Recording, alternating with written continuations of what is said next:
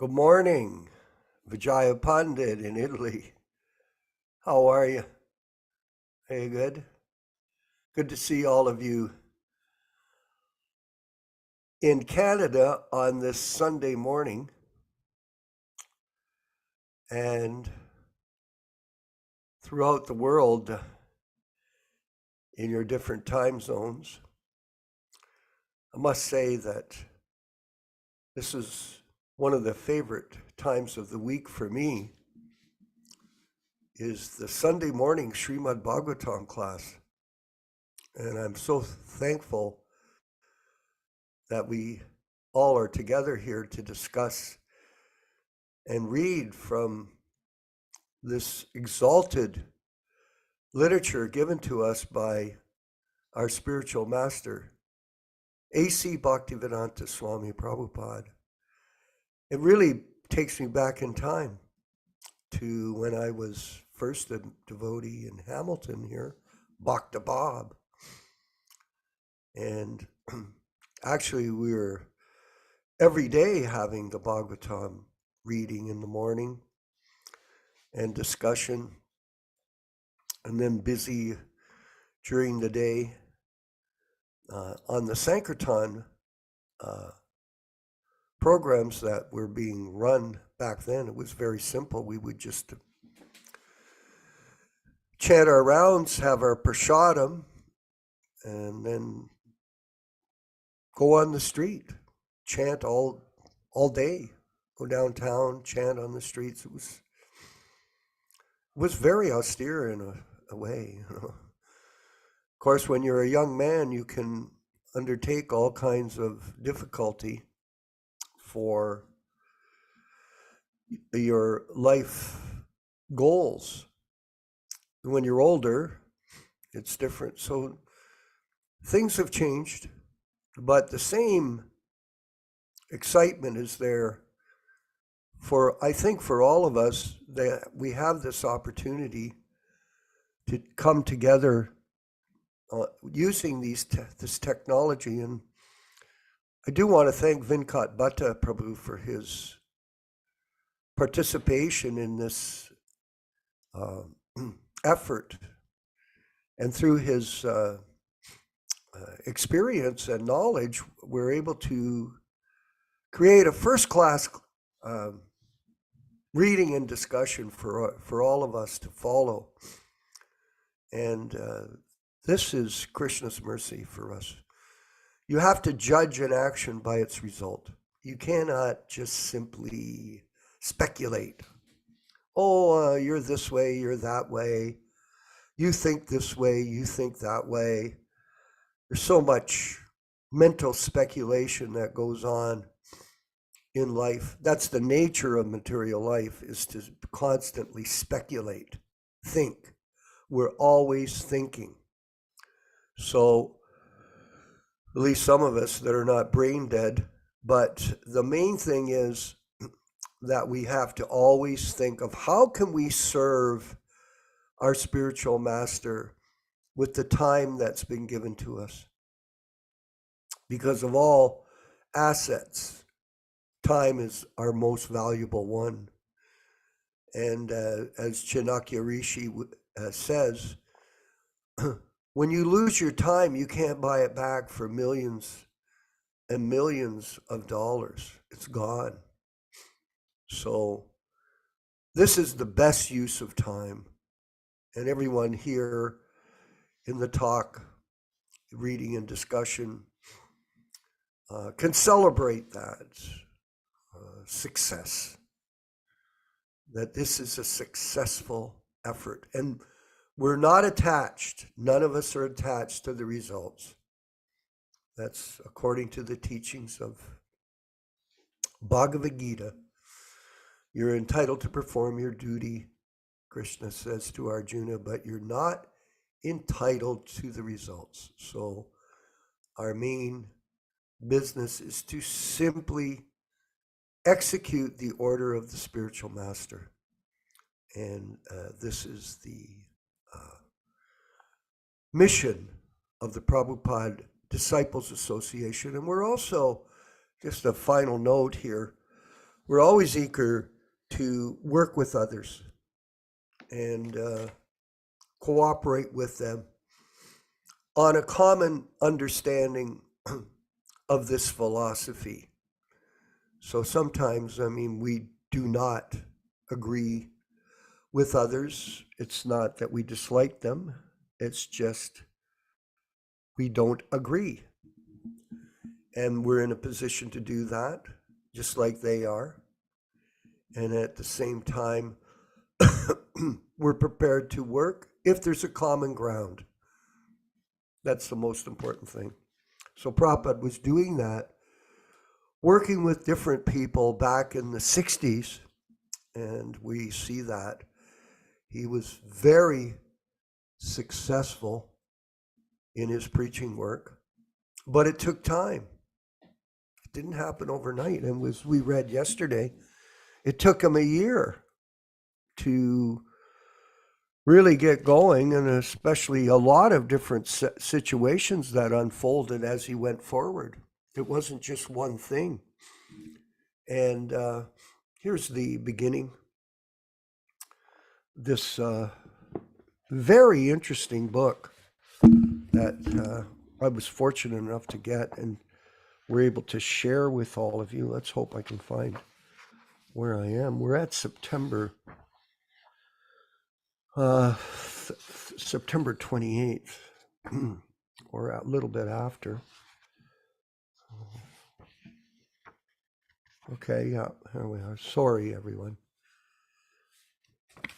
I have all kinds of bookmarks here from our Prabhu. Here, I'm using them from Prakrita. And here we are. Thank you, Venkat Bhatta. He's so smart. So we're going to read this excerpt from the interview with Allen Ginsberg for Prabhupada, given around 1979. So he's looking back at the early years. Allen Ginsberg, who is, for those who don't know, at the time was some kind of a, poet, drug poet. Swami Bhaktivedanta was having difficulty getting a permanent visa. He had a lawyer whom I had met. He seemed to be a naive local lawyer. Maybe somebody Śrīla Prabhupāda met from the Ananda ashram. I couldn't figure the guy out. I met him in the Jewish vegetarian restaurant a couple of times and talked with him on 2nd Avenue. At the time, I was having problem with the Narcotics Bureau, which was trying to set me up for a bust. And that year, J. Edgar Hoover put me on the dangerous security list. And the narcs made several attempts to frame me. Doesn't sound like he was having an easy life back then. So I went to Robert Kennedy's office in Washington to put counter pressure and complain and to warn them that someone might bring marijuana to my apartment, bust the door down, and accuse me of having it.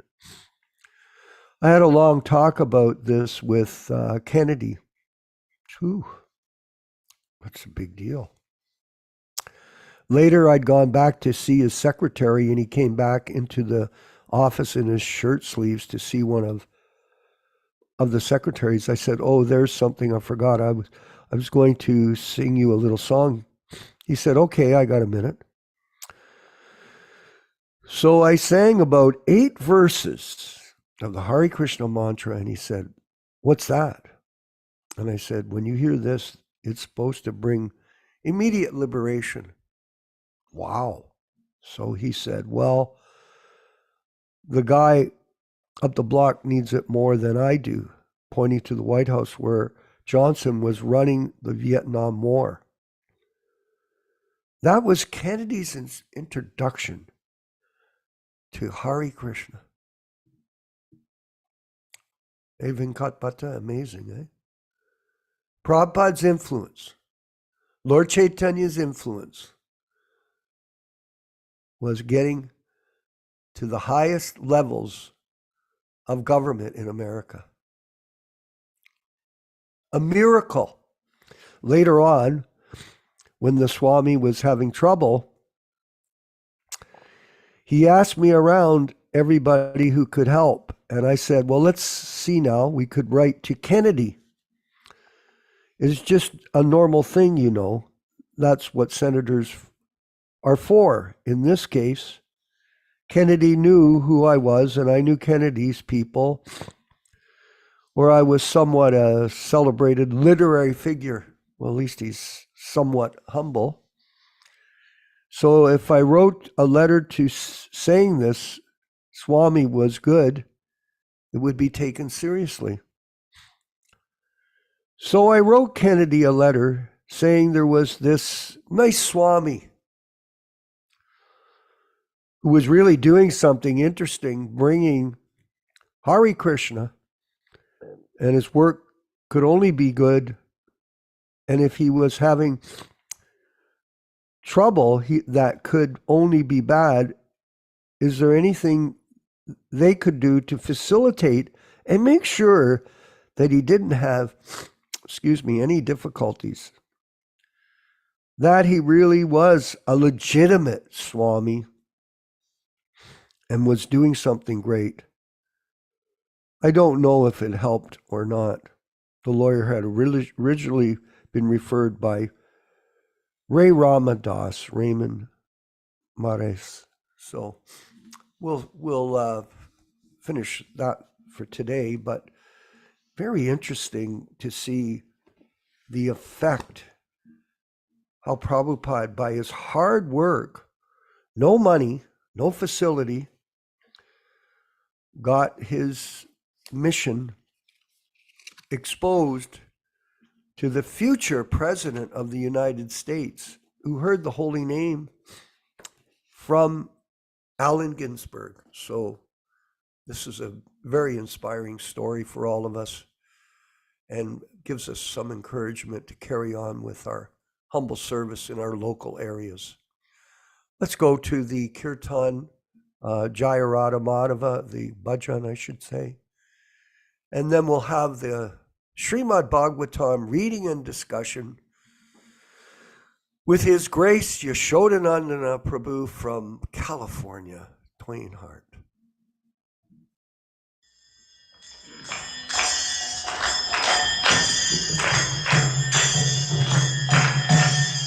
Jaya Radha Madhava Punya Vihari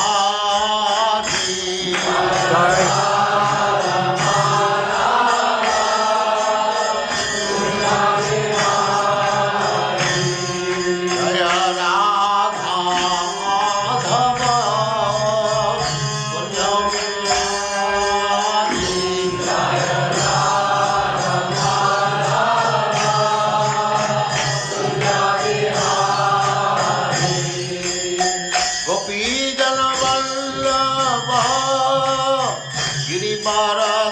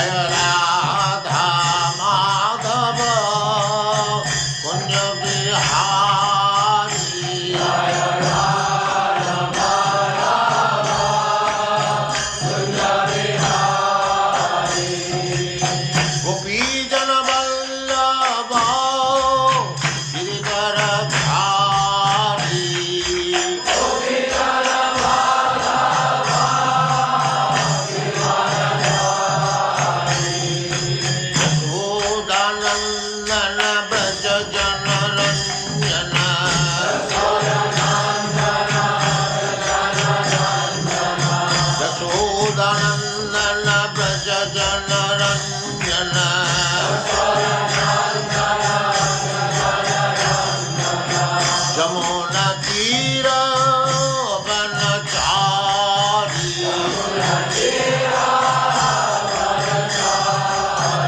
Jamuna Tira Vanachari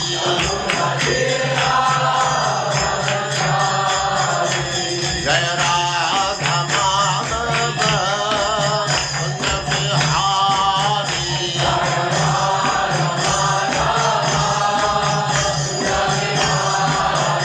Jaya Radha Madhava Punya Bihari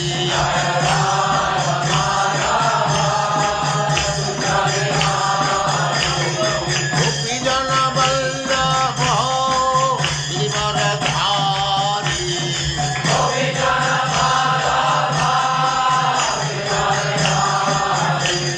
Gopi Jana Vallabha Girivaradhari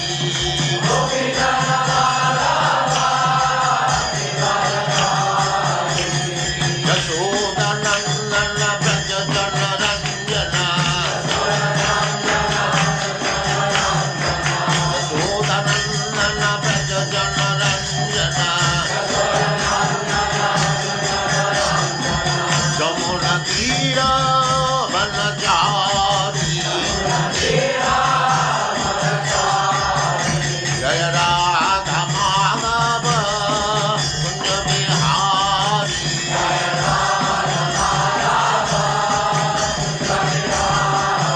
Jaya Radha Madhava Punya Bihari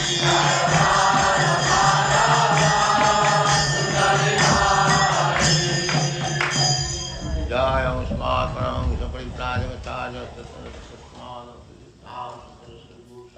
Bhagavati Jaya Ananta Kodi Vaishnava Ki Om Namo Bhagavate Vasudevaya. Om Namo Bhagavate Vasudevaya. Om Namo Bhagavate Vasudevaya.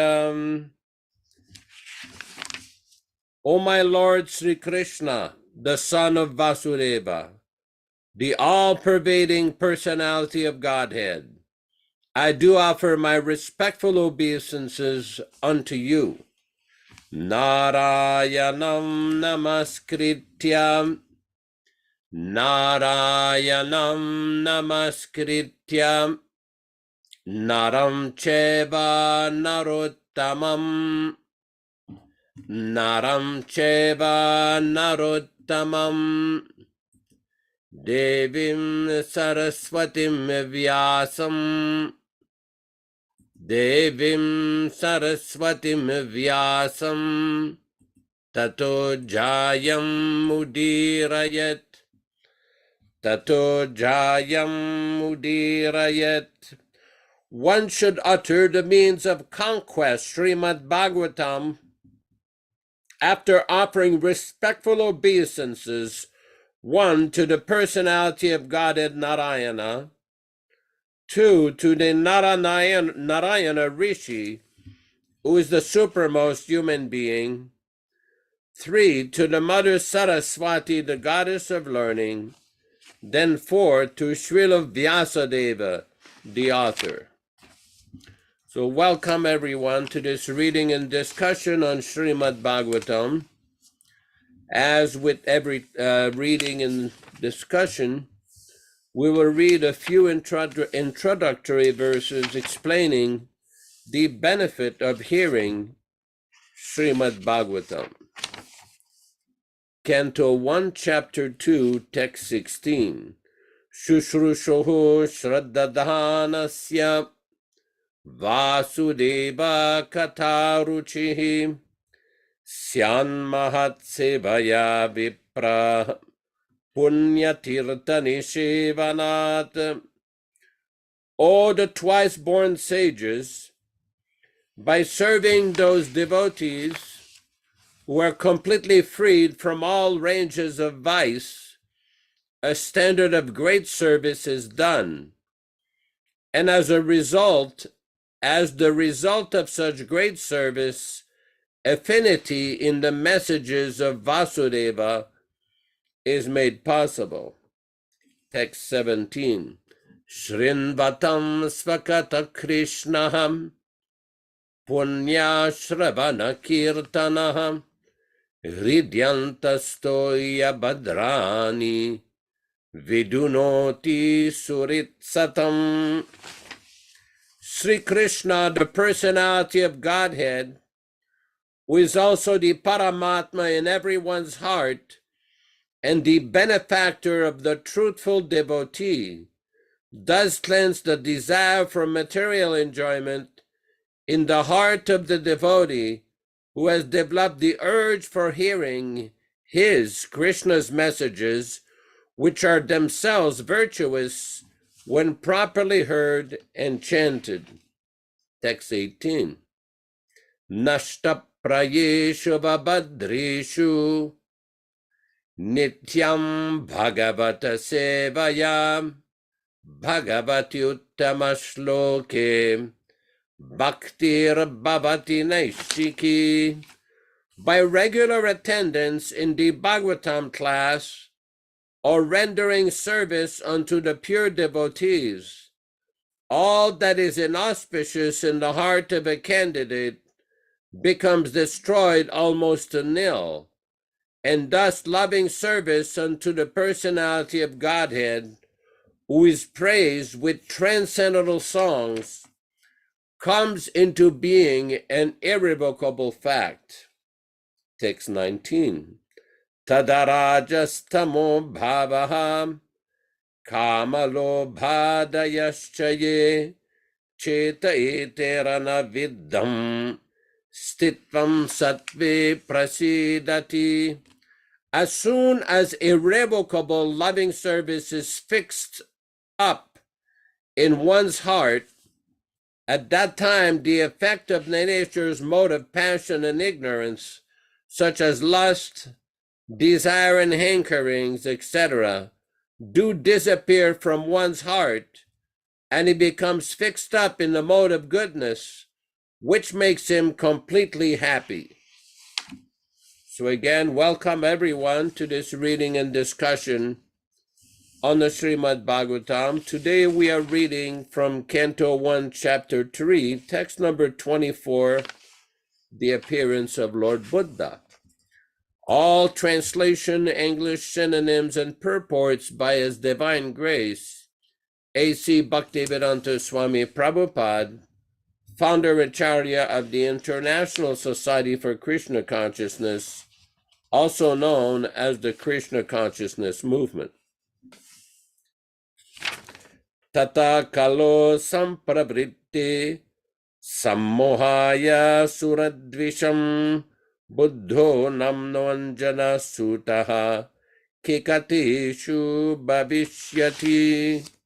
Tataha, thereafter, kalau, the age of Kali, sampravritti, having been ensued, sammohaya, for the purpose of deluding, sura, the theist, dvisham, those who are envious, Buddha, Lord Buddha, namno, of the name, Anjana, the name of Lord Buddha's mother, Kikateshu, in the province of Gaya, Bihar, Bhavishyati, will take place. Translation. Then, in the beginning of the Kali Yuga, the Lord will appear as Lord Buddha, the son of Anjana, in the province of Gaya, just for the purpose of deluding those persons who are envious of the faithful theist. Purport.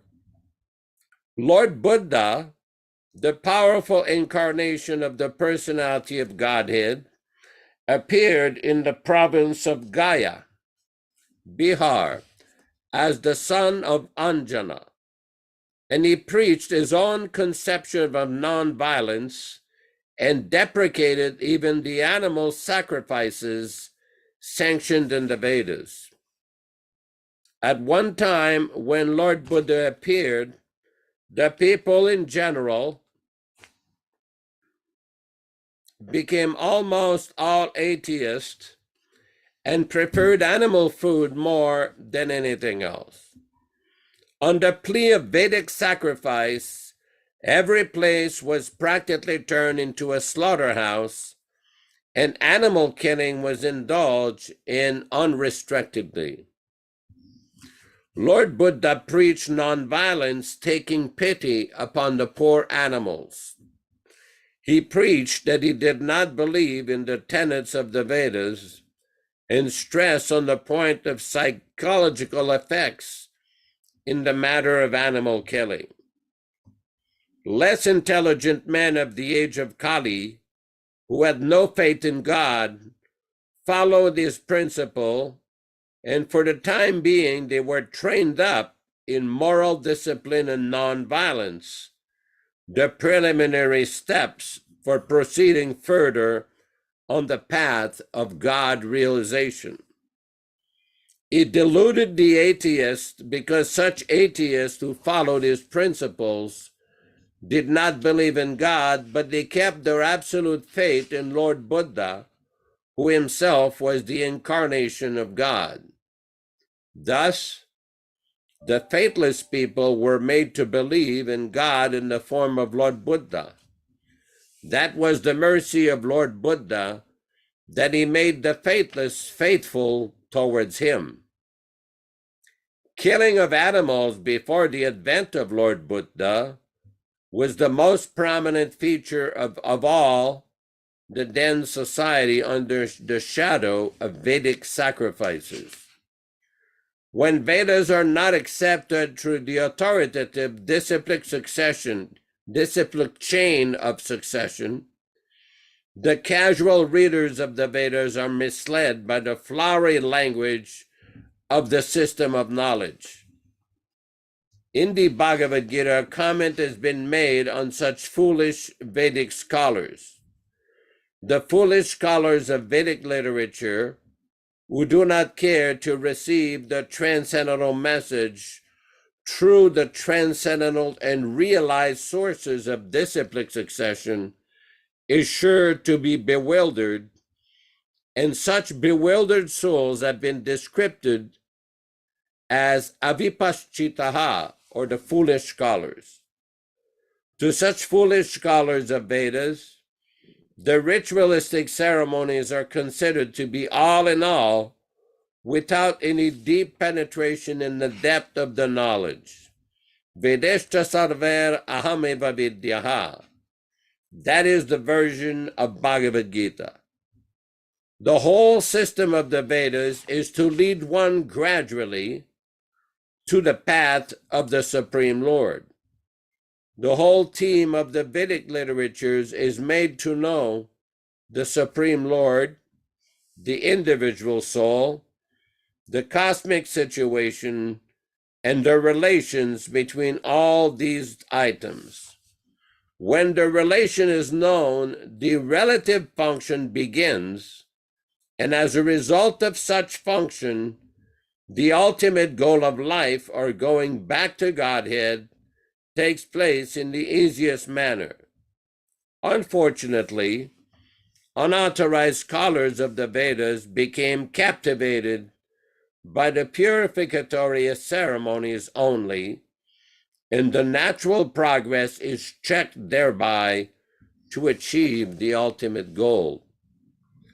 To such bewildered persons of atheistic propensity, Lord Buddha is the emblem of theism. He therefore first of all wanted to check the habit of animal killing. The animal killers are the dangerous elements on the path of going back to Godhead. There are two types of animal killers. The soul is also sometimes called the animal or the living being.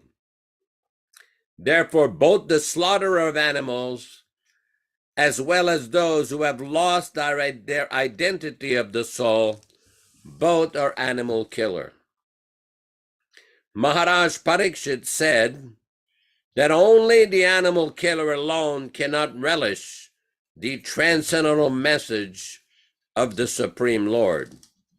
Therefore, if people are to be educated to the path of Godhead, they must be taught first and foremost to stop the process of animal killing, both wise as above mentioned.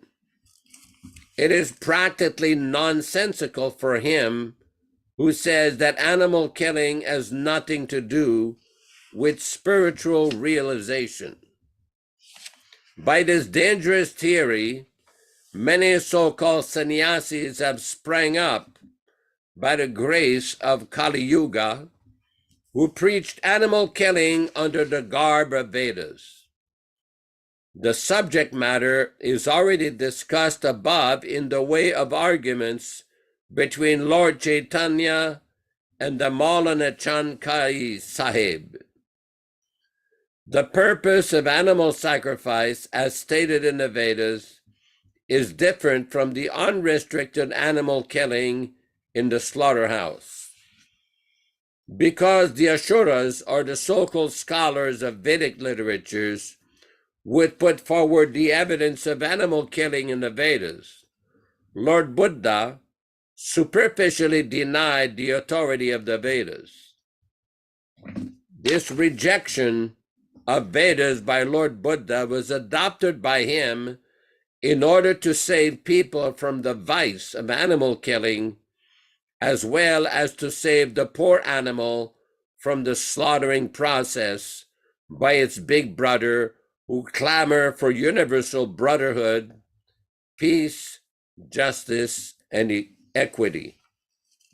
There is no justice when there is animal killing in the slaughterhouse.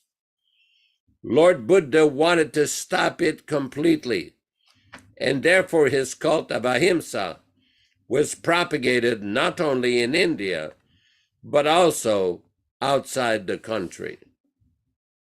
Technically, Lord Buddha's philosophy is called atheistic philosophy because there is no acceptance of the Supreme Lord, and because the system of philosophy denied the authority of the Vedas. But that is an act of camouflage by the Lord. He is the incarnation of Godhead. As such, he is the propounder of the Vedic knowledge originally. He therefore cannot reject the Vedic philosophy. But he rejected outwardly because the Suradvisha, or the demons, were always envious of the devotees of Godhead, would try to put forward the evidence of cow killing or animal killing from the pages of the Vedas, as it is being done by the modernized sannyasis. Lord Buddha had to reject the authority of the Vedas altogether.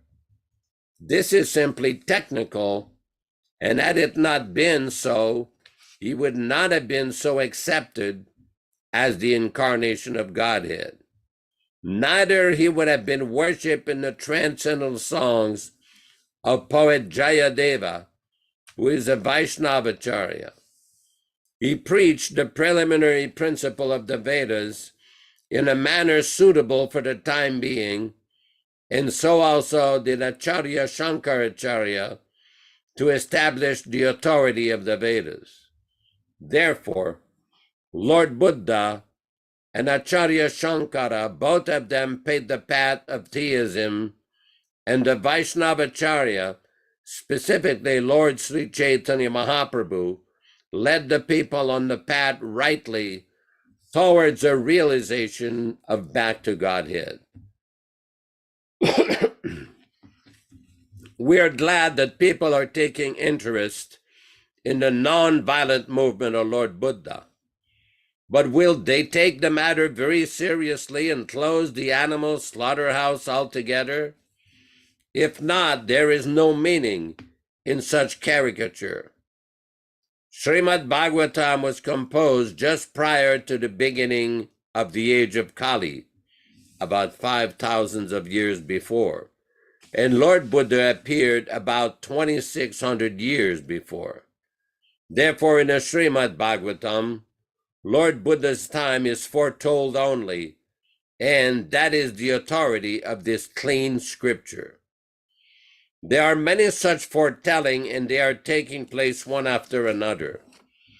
All these foretelling indicate the positive standing of Śrīmad-Bhāgavatam without any trace of mistake, illusion, cheating, and imperfectness, which are the four principles of flaws for all conditioned souls. The liberated souls are above these flaws, and therefore they can see and foretell things which are to take place at prolonged future dates.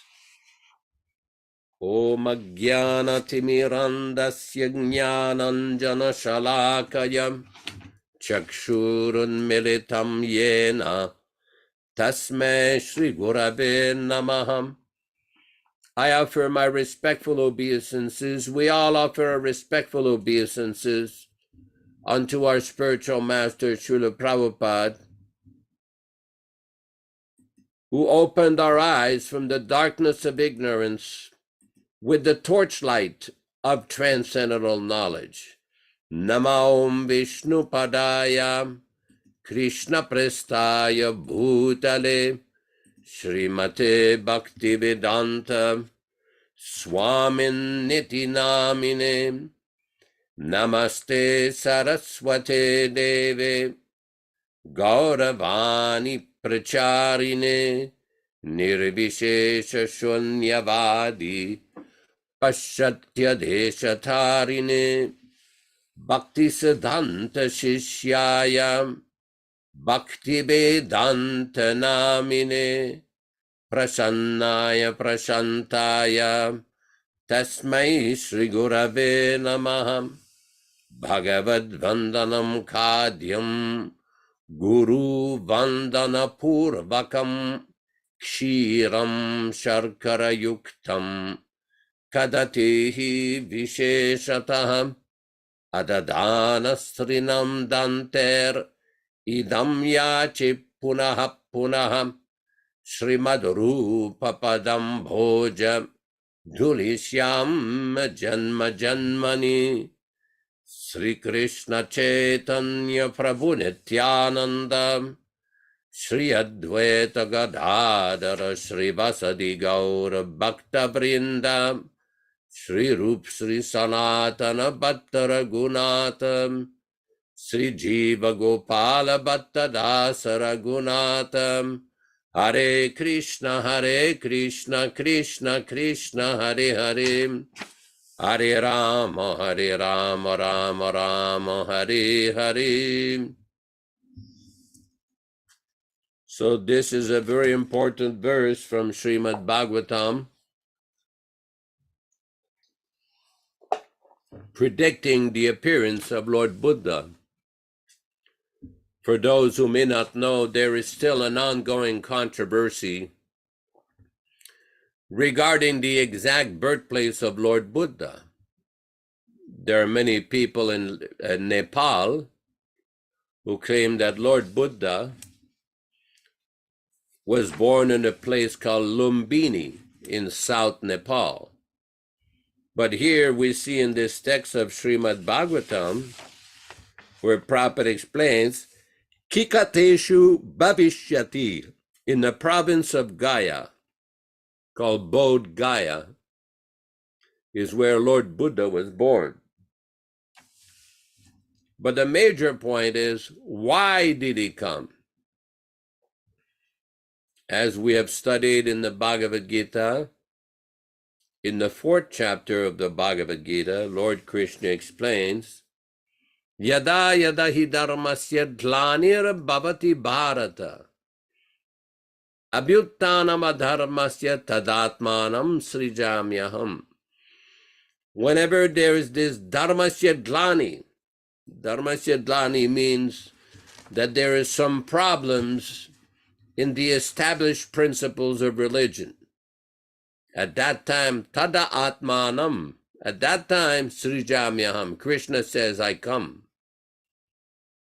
What does he come for? Paritranaya sadhunam vinashaya chadushkritam dharma samstapanartaya sambhavami yuge yuge. Krishna describes that millennium after millennium I come to protect, paritranaya sadhun, to protect the pious, the devotees of God. Paritranaya sadhun, vinashaya chadushkritam, and to annihilate the demons, the miscreants. Now it has been seen that 2,600 years ago at that time, the Vedas were being misused, were being misinterpreted to justify unnecessary animal killing. Unnecessary animal killing. It is well known that in the Vedas there are certain sacrifices where a cow or a horse was sacrificed to give it a new life by special mantras. Of course, nowadays, we don't have those kind of Brahmins who have that kind of power.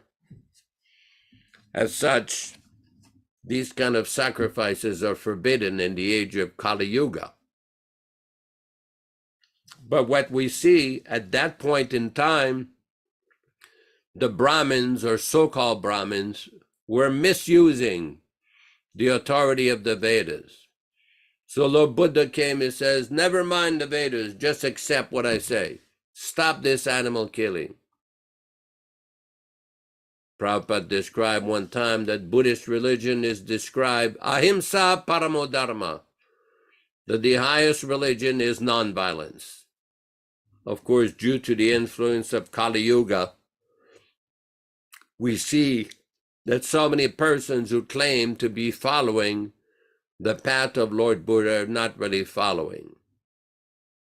One time we went to a Buddhist temple in Southern California to visit, and we noticed that the various monks were making different offerings near some kind of an altar. And some of them were offering fish and meat. So therefore, this makes a mockery of the whole principle of ahimsa. So this is very important because we see that after Lord Buddha came, one great powerful Acharya, Shankaracharya, Adi Shankaracharya came about 600 years after Christ, and he reestablished the Vedic principles of the Vedas. Of course, he was also predicted in the Padma Purana. Mayavadam asat-shastram prachannam bhaudamuchyate mayeva kalpitam devi kalau brahmanarupina. The Lord Shiva told Parvati that I will come in the form of a brahmana, kalo brahmanarupina, to preach discovered Buddhism. Mayavadam asat-shastram, these false interpretations. It's interesting that the Mayavadis have developed very sophisticated codes of how to understand the Vedas according to their interpretation. They have two basic formula. When you look at the text of the Upanishads, there are different passages which describe the absolute truth or the Supreme Brahman as personal. And some other passages seem to indicate impersonal, called Saguna Shruti and Nirguna Shruti. Of course, all the passages of the Vedas ultimately lead to Krishna, the personal form of Krishna. But their interpretation is those passages of the Vedas that seem to indicate an impersonal explanation. These are called Paramartika. These are supreme passages. And the other passages in the Vedas and Upanishads that indicate the personal form, these are Vyavaharika. These are lesser texts. Of course, this kind of interpretation is nowhere found in the Vedas. Neither Vyasadeva nor any of the bona fide Vaishnavacharyas have ever described the Vedas in this way. Krishna says in the Bhagavad Gita, Vedescha sarvam ahami vedyaha, that I am to be known by the study of the Vedas. Vedanta krid veda vedeva chaham, that I am the compiler of Vedanta. I am the person to be known by the study of Vedanta. So the attempt to explain the Vedas in an impersonal way was done by Shankaracharya with a specific purpose: to expose the false preaching that was going on in the name of animal killing, the misinterpretation of the Vedas. That is why from time to time, powerful acharyas, prophets, great saints, representatives of Krishna, of God, come from higher realms, from the spiritual world, to deliver the message to bring people back to Godhead, to bring people closer to Godhead. Sometimes these types of preachings are done in a very fundamental way by explaining some basic moral principles.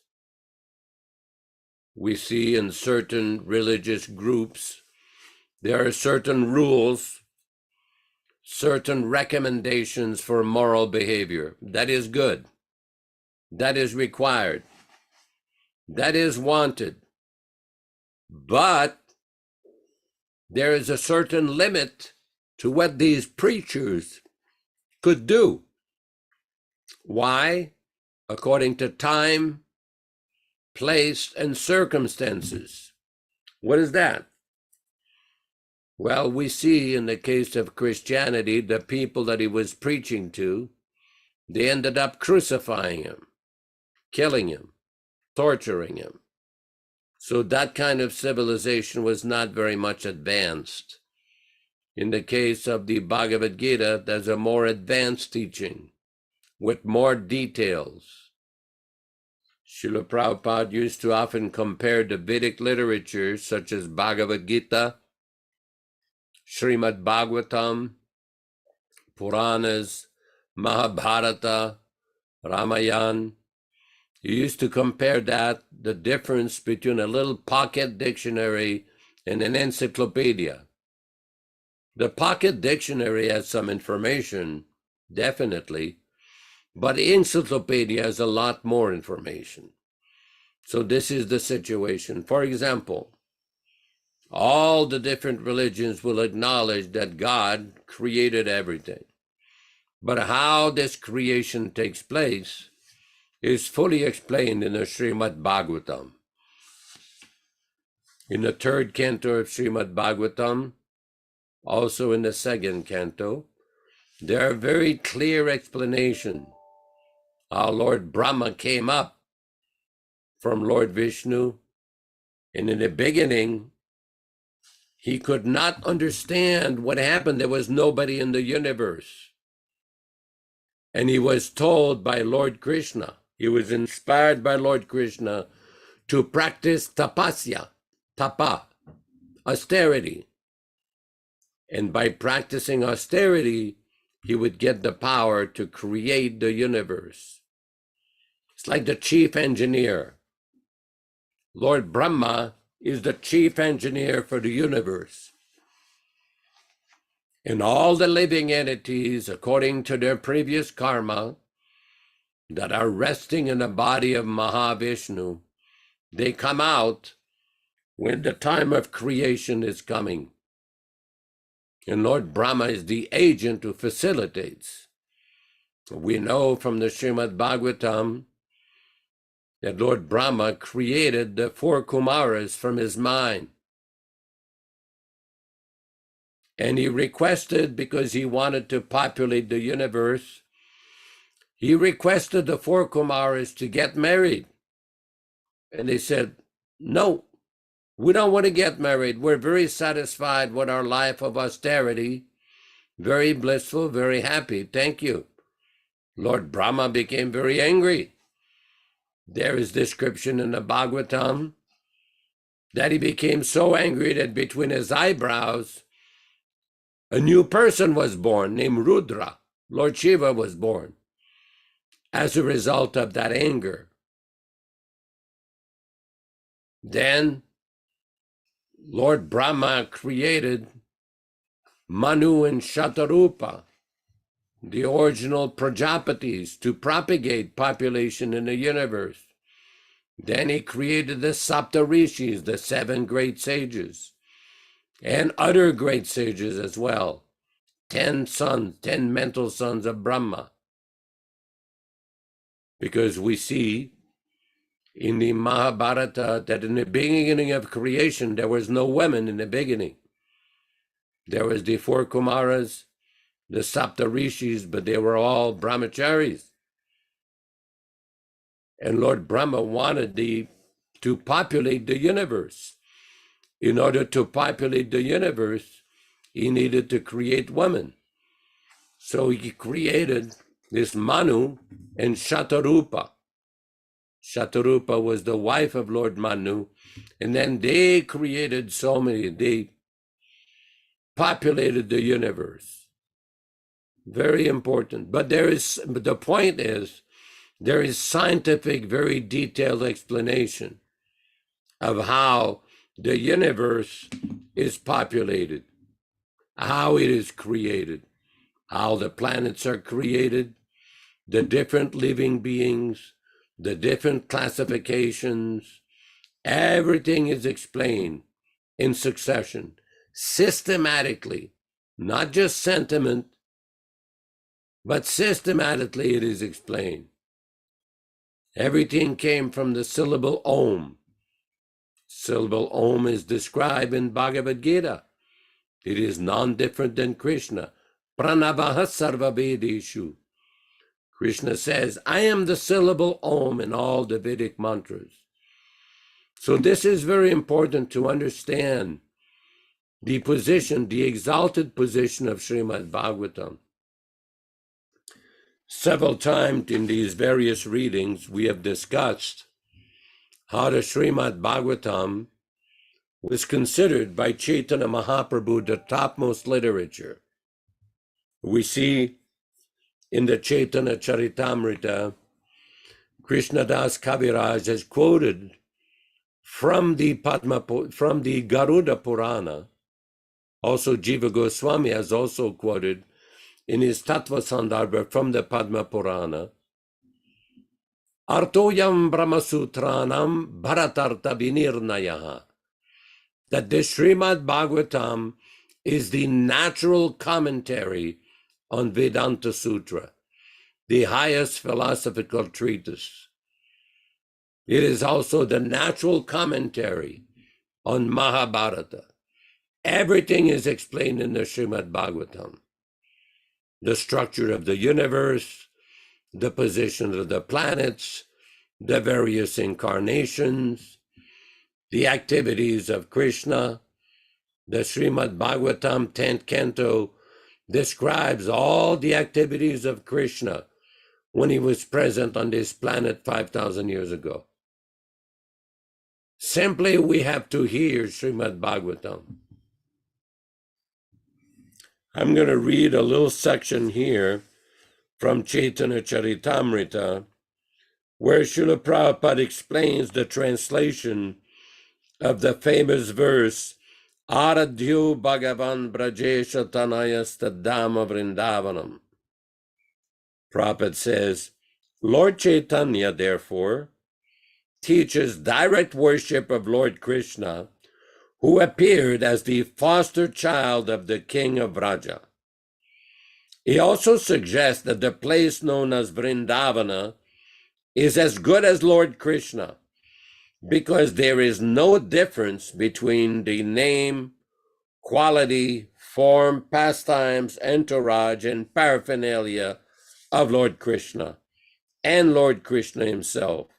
That is the absolute nature of the absolute truth. This is from the preface of Chaitanya Charitamrita. Lord Chaitanya also recommended that the highest mode of worship in the highest perfectional stage is the method practiced by the damsels of Vraja. These damsels, gopis or coward girls, simply loved Krishna without a motive for material or spiritual gain. Chaitanya also recommended Śrīmad-Bhāgavatam as the spotless narration of transcendental knowledge, and he pointed out that the highest goal in human life is to develop unalloyed love for Krishna, the Supreme Personality of Godhead. So this is Śrīla Prabhupāda's English rendering of the verse that summarizes the philosophy of Sri Chaitanya Mahaprabhu. In Sanskrit, it is called Aradhyo Bhagavan Brajesha Tanayasta Dhamma Vrindavanam Ramya Kaschirupasana Vrajabadu Vargena Yakalpita Śrīmad-Bhāgavatam Pramanamamalam Prema Pumartamaham Sri Chaitanya Mahaprabhur Matamidam Tatradarona Paraha. So this is the description at the end of this verse, how there is no higher personality than Sri Krishna Chaitanya Mahaprabhu on account of the sublime teachings that he delivered. Hare Krishna, Hare Krishna.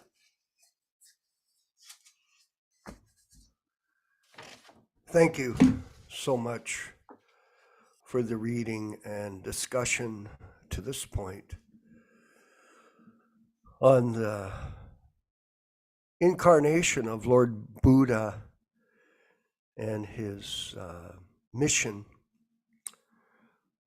which was to stop animal slaughter and try in some way or other, Yaśodā-nandana Prabhu, to check the influence of this age of Kali Yuga, which is an age, as we read at the beginning of this class, the age where all good qualities of the human being are destroyed.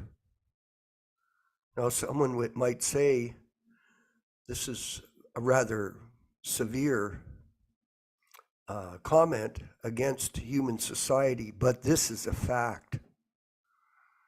And it is a very important point in terms of anyone who is interested in making any advancement in spiritual life, that they do not eat meat.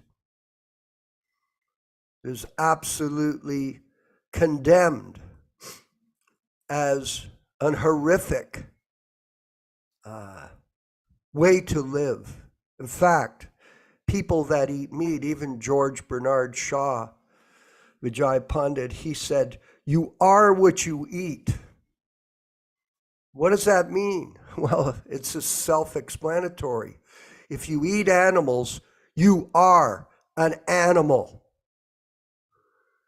Just see this country, America. This country is one of the most demoniac countries in the history of the world. Absolutely. Think about these fast food chains like McDonald's. Just think about it, everyone. How horrific this world has become, where they were used to put up, Yaśodā Prabhu, a sign that would say billions and billions and billions have been sold. Billions. That means they, if you look up the statistics, it's billions of animals have been murdered mercilessly by these demons.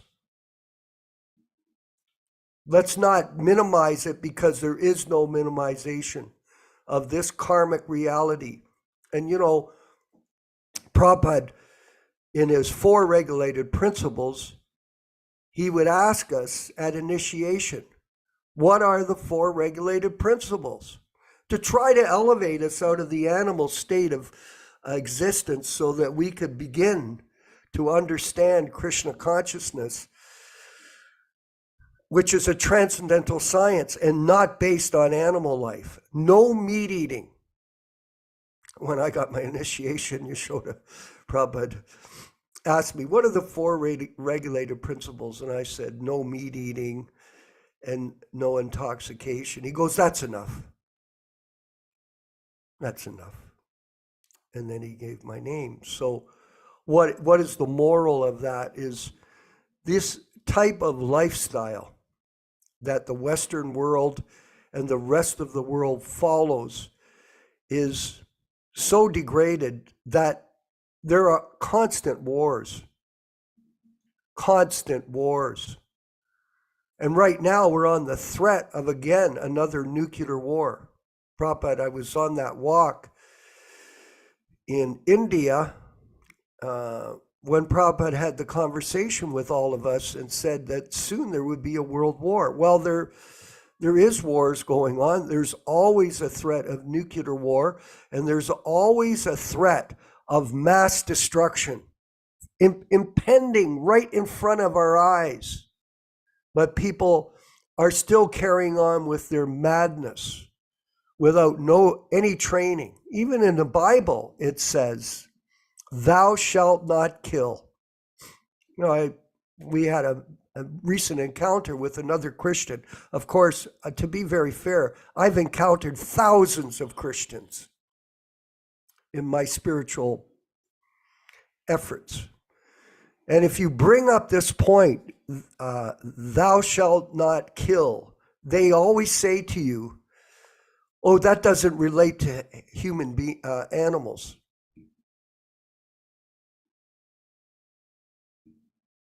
Excuse me? Where did it say it doesn't include animals? Oh, it doesn't. They interpret everything their way because they are insane. This world is an insane asylum, everyone. Completely crazy. And somehow or other, Prabhupada allowed us to take up this mission, the Sankirtan mission, to save people from going completely to hell. You can minimize it all you want. If you kill animals, you are responsible for that karma, and you have to take birth thousands of times in the material universe in order to satisfy that negative karmic reaction. This is not a joke. Just like this Krishna consciousness process is not a joke, but people minimize it. They carry on with this mental speculation and garbage. It's absolutely pathetic. It's just absolutely, this last week, it's just been a chaotic week for this fallen soul here to hear all the garbage that comes out from people's mouths, and we got to listen to it. We try to do something simple, just to present a Śrīmad-Bhāgavatam class, and people are criticizing us for that. Oh, well, it means this or that. Look, all it means is we should work together.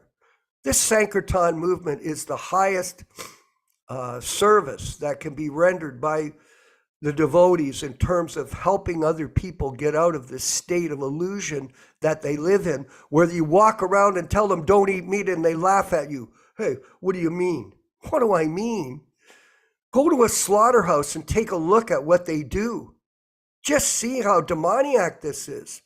This is not a joke. We are at war with Maya, period. And it's our hope that everyone in the Prabhupada Disciples Association will take up the banner of Krishna consciousness with us and help us to somehow or other spread the message of how to live as a spirit soul in this material world and get out of here and go back home, back to Godhead at the time of death. Otherwise, you're going to take birth according to your karma in some kind of unknown species of life. And this is not a good result for the human being. Yaśodā-nandana Prabhu, please. Very important point. As a matter of fact, when we see and analyze Śrīla Prabhupāda's preaching pattern very early on in 1966, what did he do? He cooked. He presented Krishna consciousness. He called it a kitchen religion. Prabhupada used to cook chapatis, dal, and he trained this Kirtanananda to cook. He trained other devotees to cook. He would cook and distribute the prasad himself. There's even a conversation where Prabhupada was explaining in the beginning his preaching method. He says people did not care so much for the chanting in the beginning. They cared for the prasadam. Prabhupada told us, because in order to elevate people to the platform of Vaishnavas, we have to take them out from the animal platform, bring them to the human platform. And what's that first step? You have to stop killing animals and supporting the killing of animals. This is a very important point. When I was young, one of my relatives, he was an inspector in a slaughterhouse. I was about 9, 10 years old. And after I heard the description what they did in the slaughterhouse, I told my mother, that's it. I'm not eating meat anymore. I'm not doing it. And my father was like livid. Oh, you can't stop. This is nutrition. My mom said, no, let him do what he wants. He can eat peanut butter. He can eat apples. He can eat rice. He can eat whatever. I stopped because it is such a horrific, demonic culture. If you actually see what goes on in these slaughterhouses, it is terrific.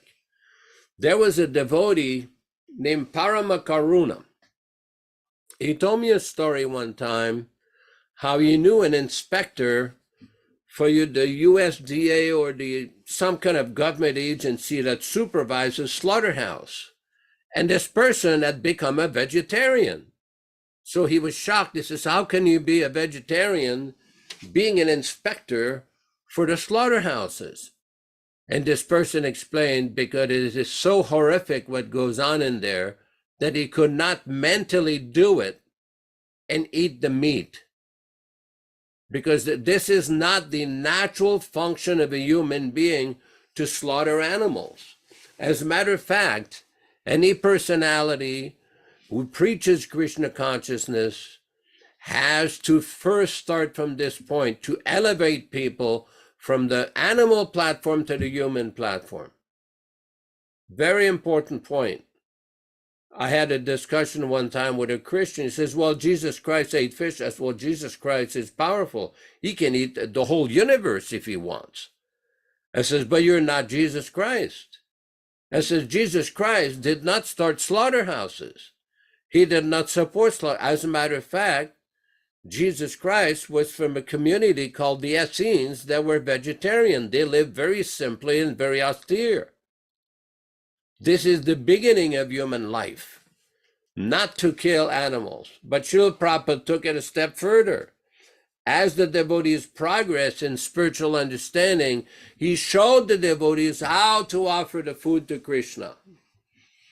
Because we see in Bhagavad Gita, Krishna explains, Patram pushpam phalam toyam yome bhaktya prayachati. Offer me a leaf, a flower, a fruit, simple. Nowhere does Krishna recommend to kill animals for slaughter. No. As a matter of fact, all the great acharyas, even in the Ramanuja Sampradaya, the Madhva Sampradaya, Nimbarka Sampradaya, Vallabha Sampradaya, Ara Sampradaya, none of them have ever supported this slaughtering of animals. This is against spiritual advancement. Very important point. I'm going to read a few paragraphs from a lecture by Śrīla Prabhupāda on that same verse of Śrīmad-Bhāgavatam. This was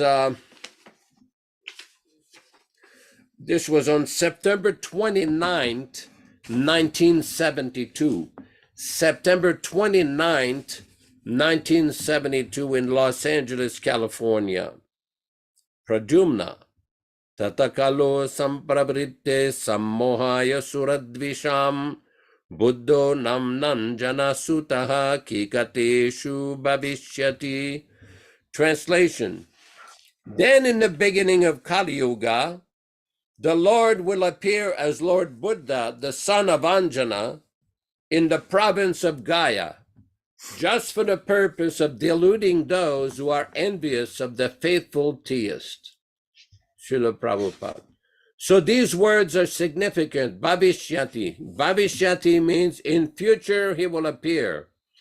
Other avatars like Lord Ramachandra, Krishna, they have been described that he appeared for doing this work.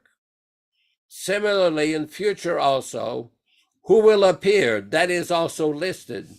So no pseudo-incarnation can come in because past, present, future, everything is described there. Bhavishyati, this Bhagavata Grantha, Shastra was written 5,000 years ago. Now 5,000 years ago, there was no Buddha. But in future, he will come.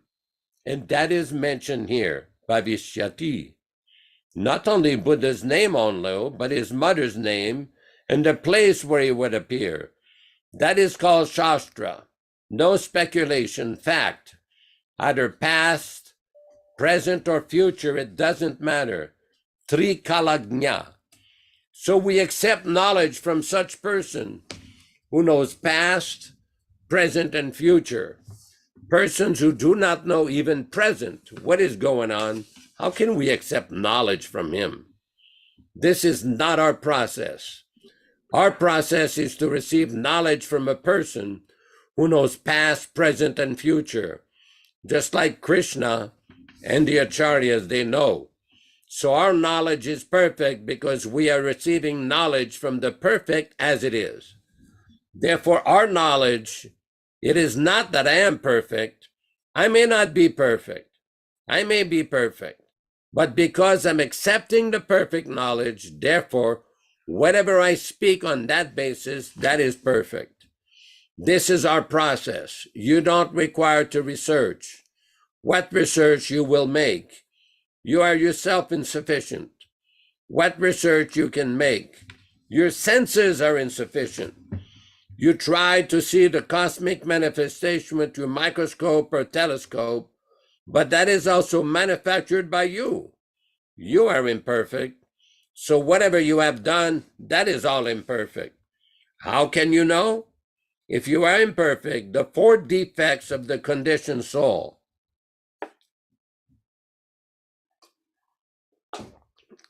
Four defects of the conditioned soul. One is sure to commit mistake. Anyone, any big man of this world, he must commit mistake. He is illusioned.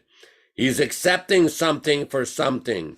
Every one of us, we accept this body as I am, self. And we are fighting on this basis. I'm American, you are Indian, you are Hindu, I am Muslim, only on this bodily concept of life. But Bhagavata says, as soon as we find a person on the platform of bodily concept of life, he's animal. That's all. Saiva Gokaraha. Gokaraha, go means cow. Kara means ass. So anyone who's under the bodily concept of life, he's fool, rascal, that's all. So these shastras are written, just like Vyasadeva. Vyasadeva is speaking that Kikateshu Bhavishyati. Kikateshu means the province of Gaya, still existing. Bhavishyati, when? Tatakalo Sampravriti, Kalo. This age is called Kali Yuga. Sampravriti, just in the beginning. So Buddha appeared 2,600 years ago. So for thousands of years it is beginning. Just like the sunset and the sunrise, there is an intermediate period. It is neither light nor dark. That is called intermediate period. Similarly, at the end of every millennium, yuga, in the beginning of another yuga, that is called sampravriti, just beginning. So sampravriti, just in the beginning, because the duration of Kali Yuga, this yuga, Kali Yuga, it will exist for 432,000 of years. Altogether, all the yugas taken together, they are 4,300,000 of years. Out of that, Kali Yuga is 432,000 of years. So out of that 432,000 of years, we have passed only 5,000 years. We have passed only 5,000 years. The Kali Yuga has begun after the death of Maharaja Parikshit. During the time of Maharaj Parikshit, the Kali Yuga could not enter. He was so strong king. Kali Yuga means these four principles: illicit sex, intoxication, gambling, and meat eating. This is Kali Yuga. Before the beginning of Kali Yuga, there was no such thing in the world, all over the world. With the beginning of the Kali Yuga, these things have begun: illicit sex, intoxication. Now it is so spread that every home, every house, every country is full of these four principles of sinful life. So tata sampravritti kalo sammohaya suradvisham. Suradvisham. Dvisha means I don't like to see you. That is called dvisha. Dvesha, icha dvesha. We've got two kinds of likings. We want to see somebody, and we do not want to see somebody. Icha dvesha. These are our activities. Icha dvesha samuttena sargayanti parantapa. Our creation within this material world. Icha dvesha. We wanted to enjoy this material world, and we did not like Krishna. Dvesha. Dvesha means I don't like you.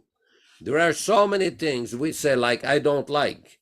And as soon as we don't like Krishna, God, and want to enjoy this material world, then we fall down immediately. Ichadvesha samuttena sargayanti parantapa. That is stated in the Bhagavad Gita. Sarge means this is the cause of our creation of this material body.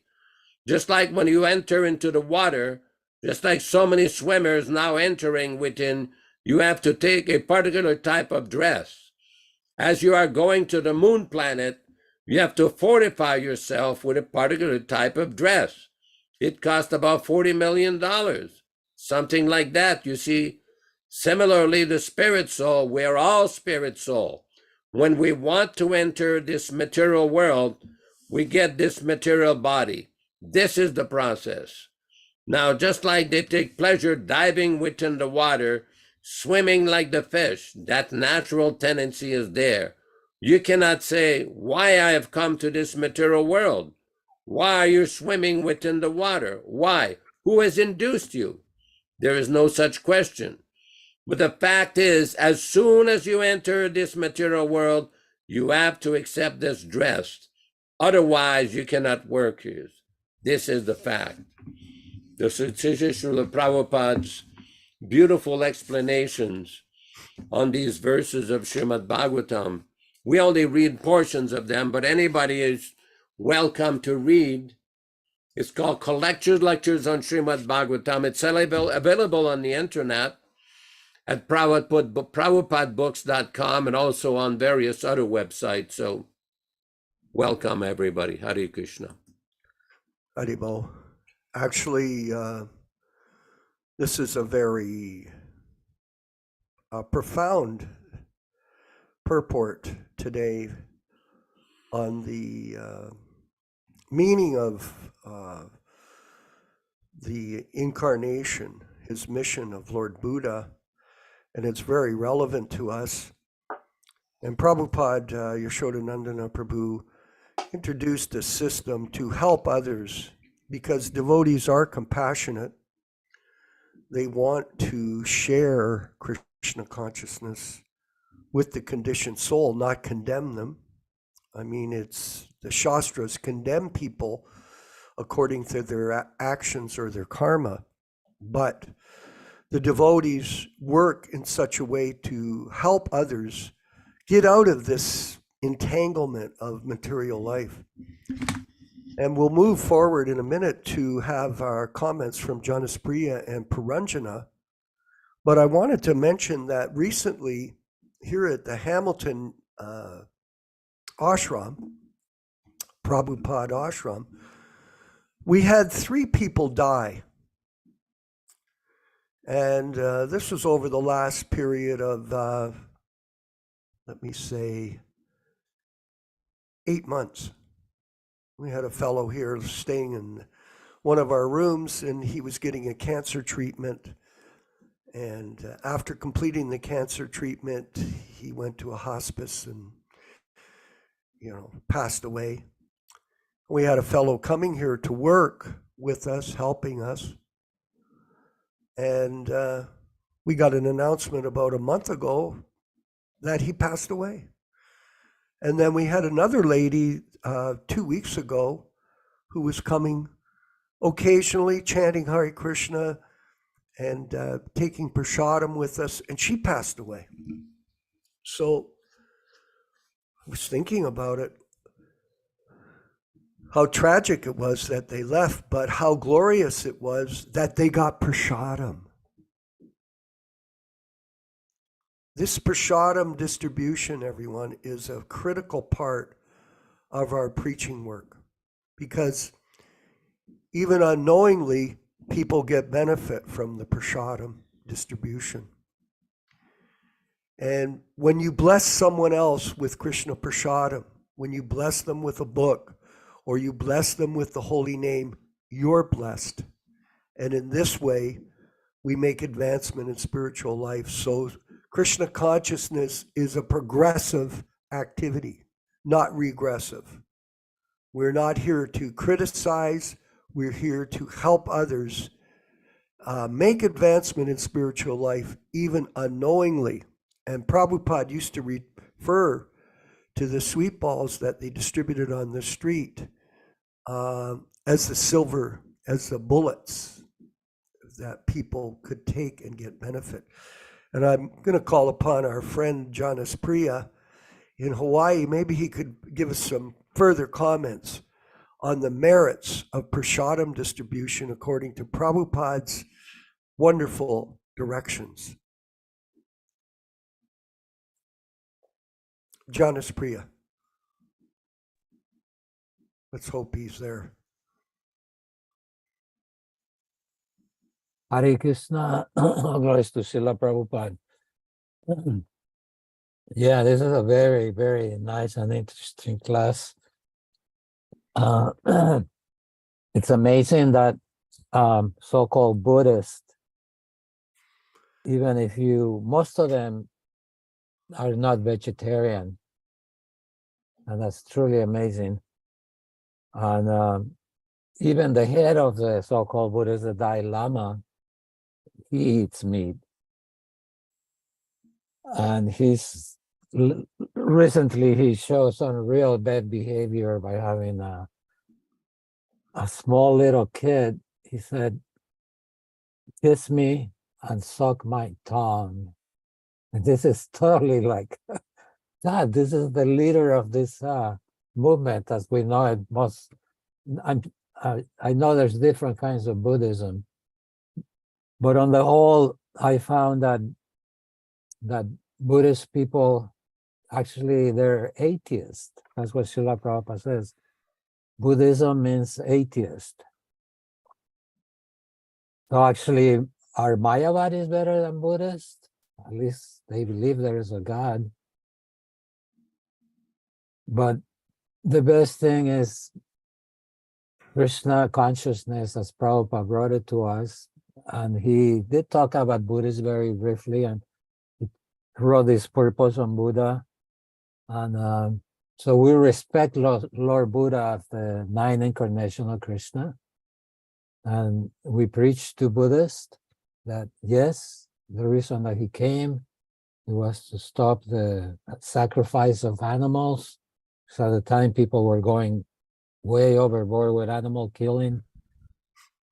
So he came and he said, just forget about all the scriptures, forget about everything, just be nice. That's the whole philosophy of Buddhism, is just be nice. So being nice that's okay. But being nice is not going to stop one from taking another birth. What does it take to stop this business of birth and death? Prabhupada tells us very clearly.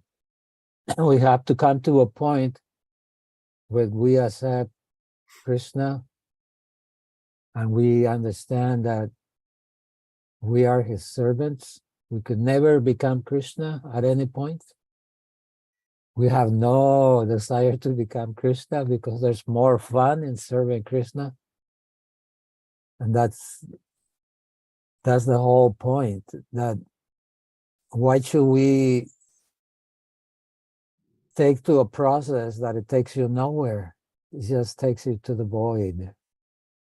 So that's my understanding of this whole class.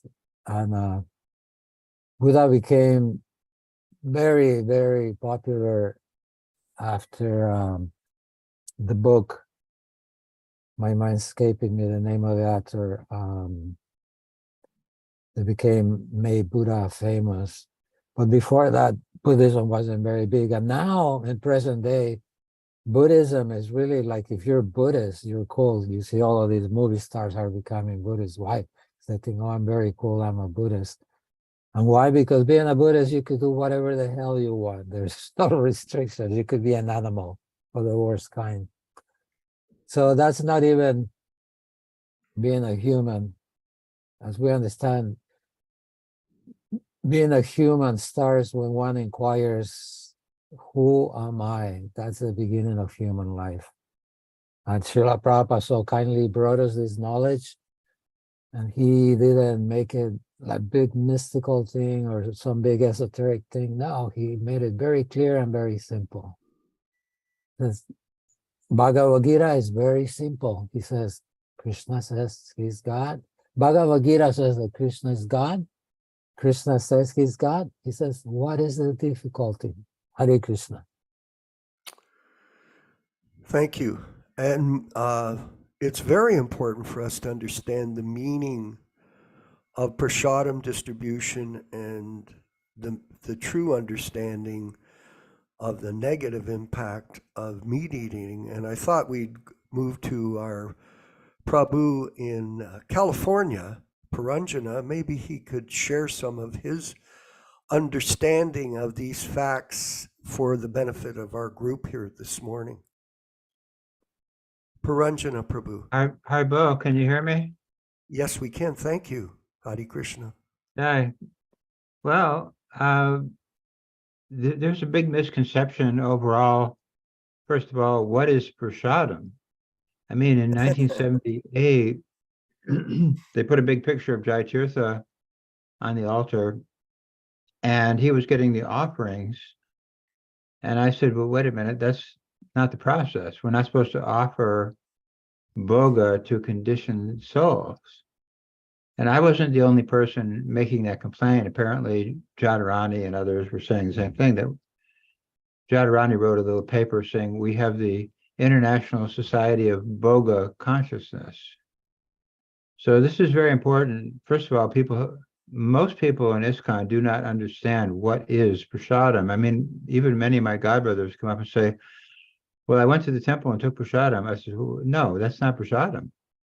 that was offered to Gopal Krishna or Vaktaka or who knows who. It was not offered properly to Krishna, so therefore it is not prasadam. But I also have a lady friend who used to be a witch. You know, she was studying witchcraft, and she said that in witchcraft they intentionally offer food to Satan or a satanic being, or they put some kind of ingredient in food to harm their enemies. And then they give that food to their enemy to harm that enemy. So it's offered to the wrong person, and then it becomes contaminated with the quality of that person. Now we see in ISKCON, there's been just an overflowing, I mean, absolute overflowing of abuse and sexual impropriety and just a total loose caboose society on so many levels. And I believe that's one of the explanations. If you offer food to people engaged in illicit sex with men, women, and children, it will take on that quality. You'll eat that, you'll be infected by that. And that's also why Prabhupada says we don't eat from the hands of the karmis. He says you'll be infected. You'll be infected with what? you'll be infected with their consciousness. The consciousness of the person preparing the food, offering the food, etc. It's like a chain of, of consciousness. And if that consciousness is polluted, you become infected. And I believe that's what's happened. We have so many devotees that, in England, where we were offering food to Jayatirtha, then all of a sudden, everybody was taking drugs. All of his people were taking drugs. His top leaders were taking drugs. There was a sexual problem with his followers because they were eating contaminated offerings that had the quality of illicit sex and intoxication. I don't think a lot of devotees really understand this process properly. But when I was in India, we were installing deities, and I was one of the people who did the puja for those deities. We would install the deity in India and then ship it to the USA. A lot of people don't know that. And so Prabhupada personally instructed me in worshiping the deity, and he said, you cannot change any of this process or it is not accepted. If you change one fraction of this process, it's not going to be accepted by Krishna.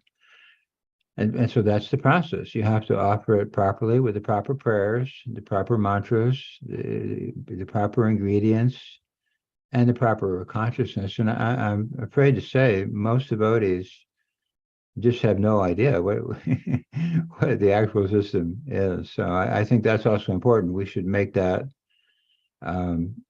We should even make maybe a video on how to offer food properly.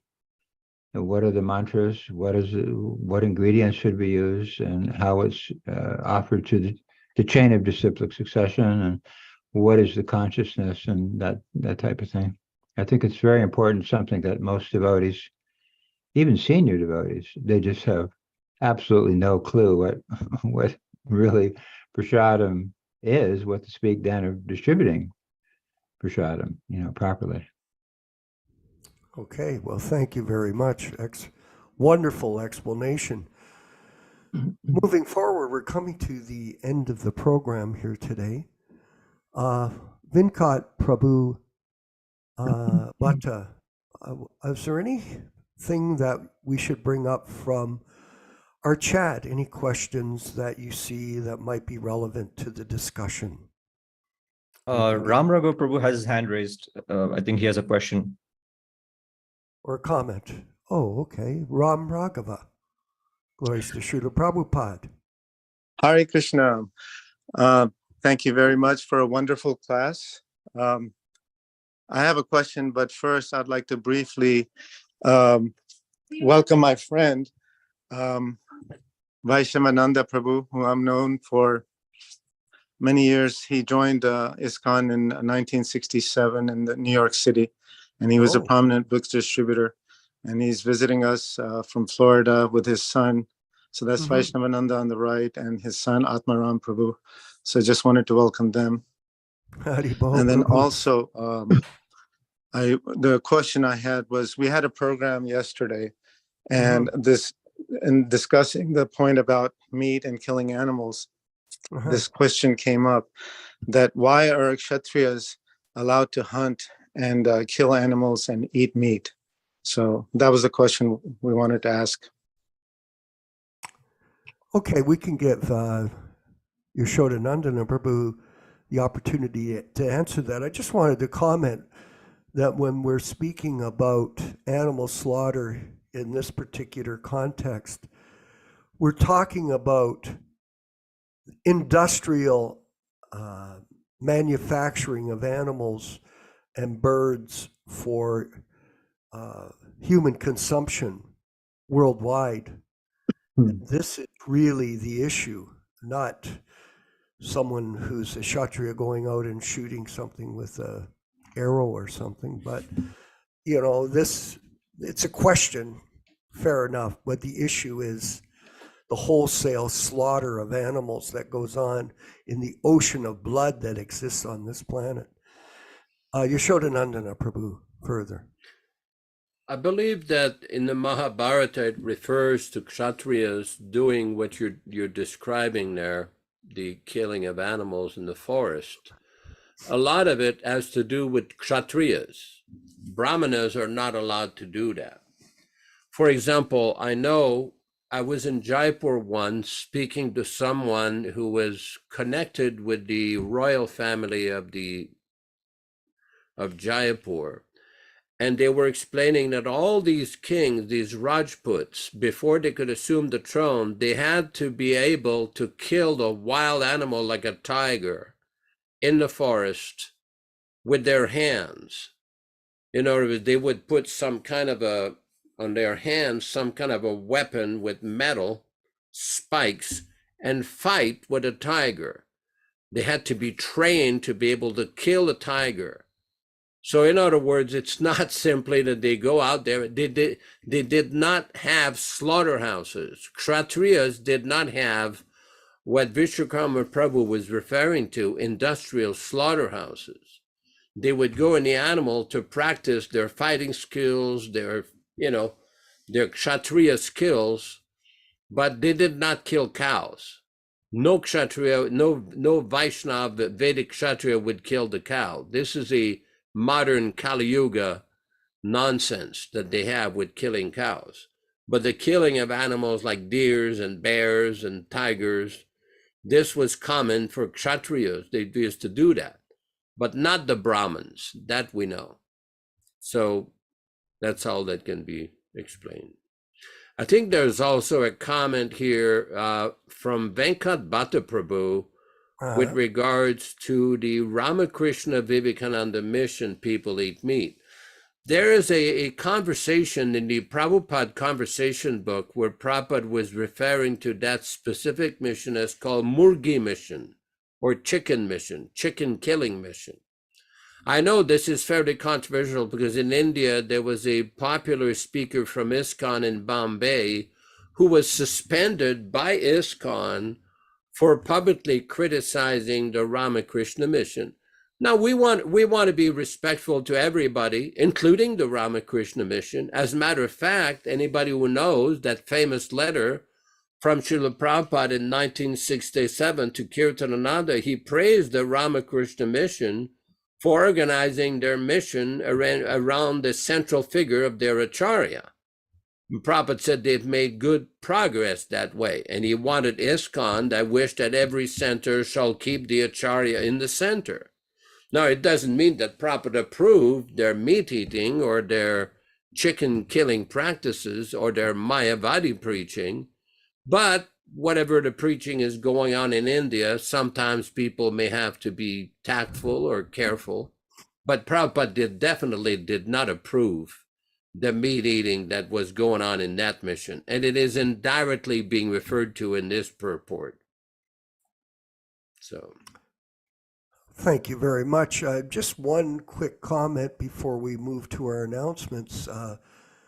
Venkat Bhatta, there was a question about the plant-based foods. Could you read that for me? I can't seem to see it on my chat. Oh, okay, yeah. So the question was, what do you think about plant-based meat or pseudo meat? So it's like vegan.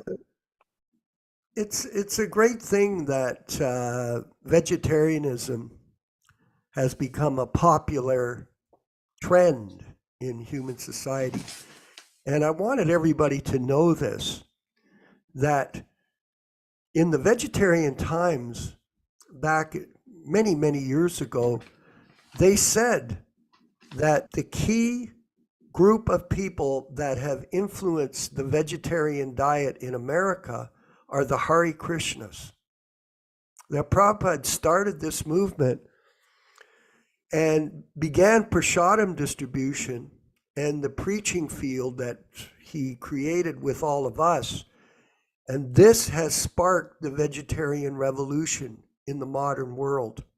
So this byproduct of producing this vegetarian food, which is assimilated, it's no meat, fish, or eggs. That's as simple as it is. And if these products have no meat, fish, or eggs, it's not necessarily something we're going to go and buy and offer to the deity. You can cook a rice and dal like that. But if you're in some particular situation and it's convenient, then have a veggie sandwich and offer it before you eat it, just like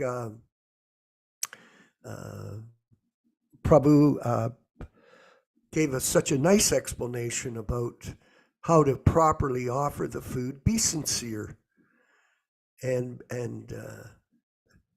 be committed to the Sankirtan mission of Lord Chaitanya.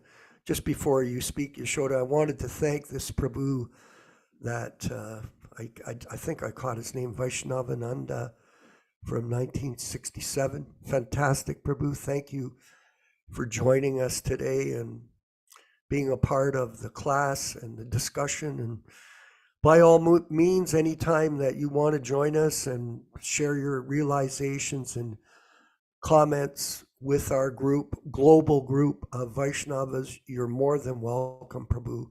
Glories to Śrīla Prabhupāda. Yes, Yaśodā-nandana Prabhu, please. It should be pointed out that many of these products contain onions and garlic. It may not be acceptable for Vaishnavas. I mean, you have to really check the list of ingredients. Some of them have made with soy, which is fine, but check the ingredients because many of those have onions and garlic, and that is not acceptable for Vaishnavas. One point I wanted to make here, Ram Raghava Prabhu was mentioning about Vaishnavananda Prabhu. We want to explain one thing here because we've had experiences in the last few sessions here of different devotees making comments or remark or bringing up questions about some of their realizations or ideas of what they think Prabhupada wanted with particular practices of Krishna consciousness. Now, we've been pretty clear on this channel here, in these readings and discussion, that Śrīla Prabhupada has always advocated that you can reach the highest level of spiritual life and develop your relationship with Krishna by chanting Hare Krishna, chanting 16 rounds a day, avoiding offenses, and engaging in devotional service, becoming purified, and gradually this Siddha Deha or this Swarup Siddhi, one's relationship with Krishna, will be revealed to the devotee. Prabhupada never advocated or counseled his disciple to go seek various advisors or various other persons who are going to teach you to some kind of a special Swarup Siddhi initiation or these kind of things. Prabhupada did not teach like that. Now, I appreciate if somebody wants to follow certain other persons, they're always free to do that. But for those who are serious about following Śrīla Prabhupada, about being a true student and follower of Śrīla Prabhupada, a disciple of Prabhupada, following the discipline of Śrīla Prabhupada, they should be aware of Prabhupada's statements. I'm in the process of preparing an article about this exact issue called Swarup Siddhi and Siddha Deha, containing many of Śrīla Prabhupada's statements in this connection. And when it's going to be circulated amongst our Brahminical Council, and then it will be released later. But it's important to remember the point that Śrīla Prabhupada's instructions were perfect. And I give this example. Jayatirtha's first wife, Ujjvala Devi Dasi in Los Angeles, told me a story in 1970. I asked her, what does your name mean? What is that? Ujjvala. And he said, when Prabhupada gave her initiation, he told this lady, I says, this means it's one of the highest elevated stages of love of Godhead. And if you follow these principles I have given, chant your rounds and engage in these activities of Krishna consciousness, in this lifetime, you will experience that. So we have to follow Śrīla Prabhupada's instruction. We have to have faith in Śrīla Prabhupada's instruction. And in this way, we will make progress. I think, Vishwakarma, maybe you can say a few words about the Vyasa Puja book and invite everybody, including Rupa Manjari Devi Dasi and every devotee here on this on this, who has not submitted an offering yet, please submit your offerings at our website, harekrishnasociety.org, or send it to my attention, or to Vishwakarma Prabhu's attention, or to Venkat Bhatta Prabhu's attention. We will make sure it is published. So maybe you can say a few words about that. Well, thank you very much.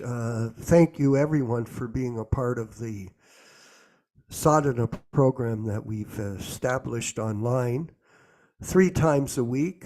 Chaitanya Charitamrita class on Wednesday nights. And we started right at the beginning of the Chaitanya Charitamrita, and we're logging it moving forward. We're going to read the entire 17 volumes and record the classes for future people that are interested in Krishna consciousness and hearing it from Prabhupada's unedited books. And I'd like Venkat Bhatta Prabhu, if you could put the cover up on the screen here for everyone to see. There we go. There it is. There's our date, and you can see it's going to be a very nice book, and it's a real blessing that Krishna inspired us as a group to come forward with this presentation. And the opening articles, if you have anything you want to submit in for an opening article related to the contents of this book, we'll be happy to see that and review it. And also, please present a offering. Your name will be listed in the contents alphabetically, and it'll be a great service to others to see devotees like us working together with a common interest to establish and maintain Prabhupada's legacy moving into the future. So, thank you.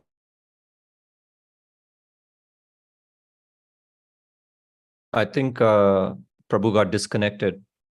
So, but Yaśodā-nandana Prabhu, do you want to? No, I think we can put the kirtan. It's pretty clear. We can put the kirtan. Yeah. I'm just in the process of finding a quote from Śrīla Prabhupāda where Prabhupada explains the difference between murder and killing with regards to eating meat. I'm going to finish that, and then you can put the kirtan. Oh, okay, sure.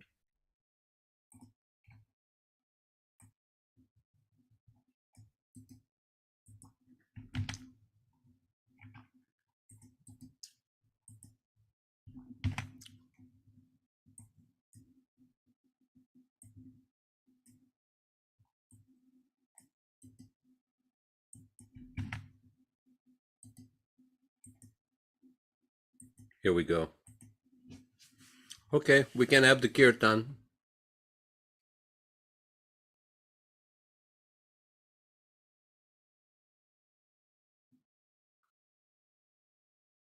Hare Krishna.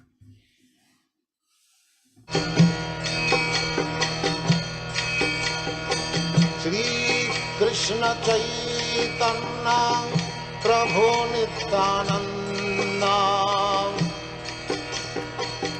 Shri Advaita Gadadhar Shivasadi Gaurabhakta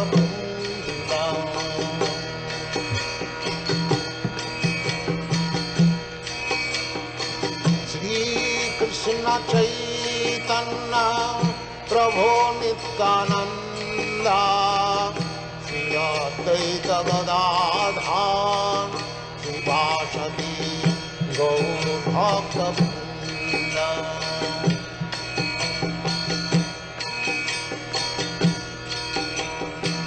Shri Krishna Chaitanya Prabhu Nityananda Shri Advaita Gadadhar Shivasadi Gaurabhakta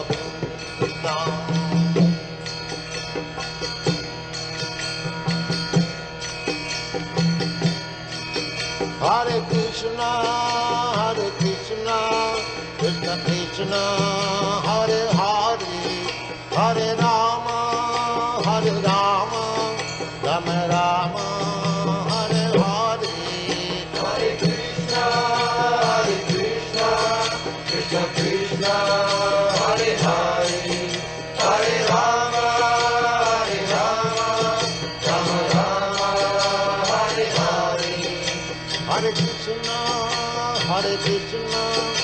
Krishna Krishna Hare Hare Hare Rama Hare Rama Rama Rama Hare Hare Hare Krishna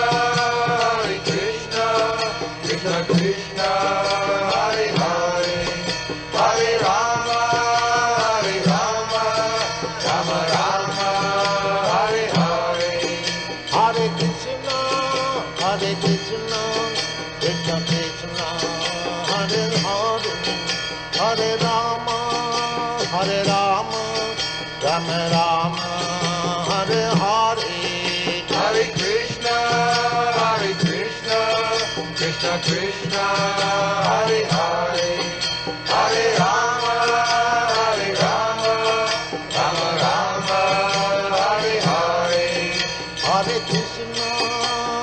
Krishna Krishna Krishna Hare Hare Hare Rama Rama Rama Hare Hare Hare Krishna Krishna Krishna Hare Hare Hare Rama Rama Rama Hare Hare Hare Krishna Krishna Krishna Hare Hare Hare Rama Rama Rama Hare Hare Hare Krishna Krishna Krishna Hare Hare Hare Rama Rama Rama Hare Hare Vanchakalpa tarubhyascha kripa sindubhya evacha patitanam pavanebhyo vaishnavibhyo namo namaha. Hare Krishna, Hare Krishna. Thanks everybody for participating. For those of you who have not sent them a Vyas Puja offering to Śrīla Prabhupada, kindly do so. So either send it to my attention at yasoda1008@yahoo.com or Venkat Bhatta Prabhu, or our website at harekrishnasociety.org or krishnaconsciousnessmovement.com, and we will make sure your offering is published. Hare Krishna, Hare Krishna. Hare Krishna, Jai Śrīla Prabhupada. Hare